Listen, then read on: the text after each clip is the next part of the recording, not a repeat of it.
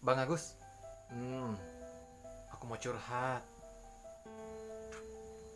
Mau curhat apa? Gini nih bang, aku kan lagi suka sama cewek.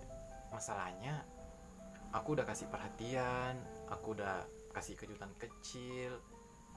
Tapi pas aku tembak dia, dia nolak bang. Tapi selang beberapa hari, eh dia pacaran sama orang lain. Dia jalan sama orang lain. Itu membuat saya hancur bang. Kira-kira apa yang harus gue lakuin gitu? Ini kaca buat kamu. Loh, kok kaca bang? Buat apa? Ya buat kamu ngaca. Dek, sesekali seseorang itu harus rajin-rajin berkaca. Berkaca deh.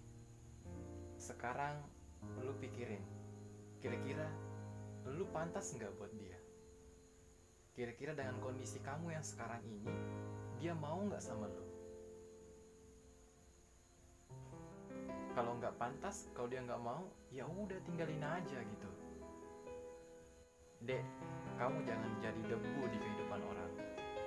Usahain lu jadi emas yang dicari oleh orang banyak. Pikirkan itu.